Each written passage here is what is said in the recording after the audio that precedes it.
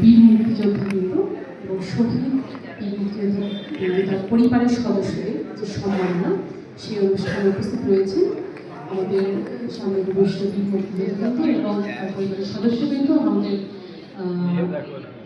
উপজেলা প্রশাসনের বিভিন্ন দপ্তরের কর্মকর্তাবৃন্দ এবং প্রিন্ট ও ইলেকট্রনিক্স মিডিয়ার সাংবাদিকবৃন্দ, সবাইকে বিজয় দিবসের আবারও শুভেচ্ছা জানাচ্ছি।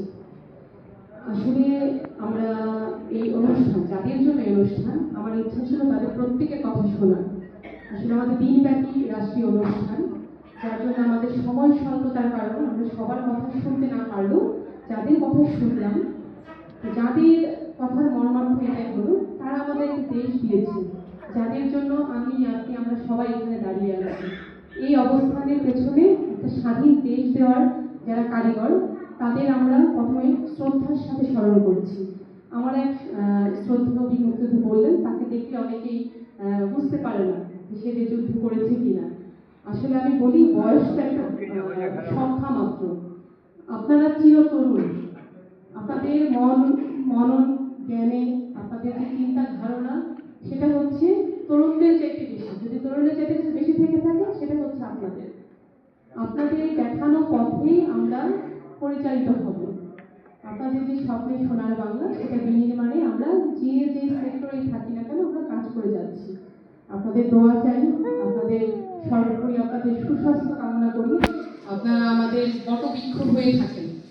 আমি একটা ব্যক্তিগত বিষয় শেয়ার করছি। আমি আমার যখন সরকারি চাকরিতে যোগদান করছি, সেই প্রেক্ষিতে আমার এই পর্যন্ত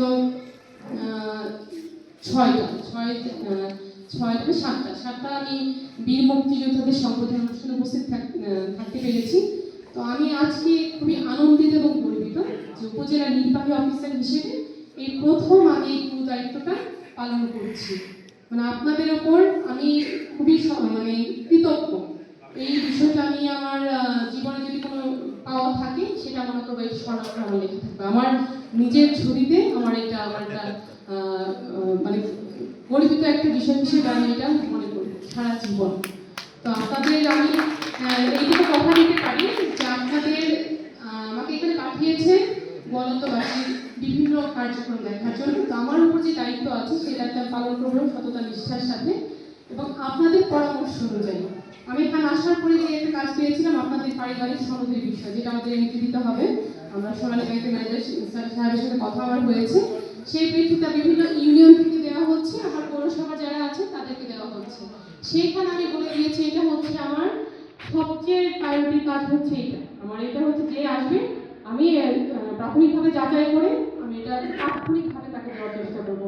অনেকে আমার অফিসে এসেছেন থেকে তো আমি একাধিক পদে আমি দায়িত্বে আছি, অনেকে হয়তো আমাকে গেলে পৌরসভায় পাবো, সাথে সাথে আমি দেখি যে আমার উপজেলায় এসেছি, তখন আমি ওইটা আমার উপজেলায় বসে আমি কিন্তু ঠিক করে দিচ্ছি।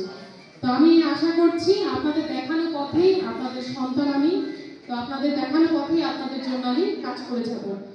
সর্বোপরি আপনাদের সুস্বাস্থ্য দীর্ঘায়ু কামনা করছি। আমাদের সংবর্ধনা অনুষ্ঠানের আয়োজনের ক্ষেত্রে যাদের সহযোগিতা পেয়েছি এবং যারা উপস্থিত রয়েছেন আপনাদের সকলকে আবারও ধন্যবাদ জানাচ্ছি এবং সবাইকে আবারও মহান বিজয় দিবস 2025-এর শুভেচ্ছা জানাচ্ছি। ধন্যবাদ সবাইকে।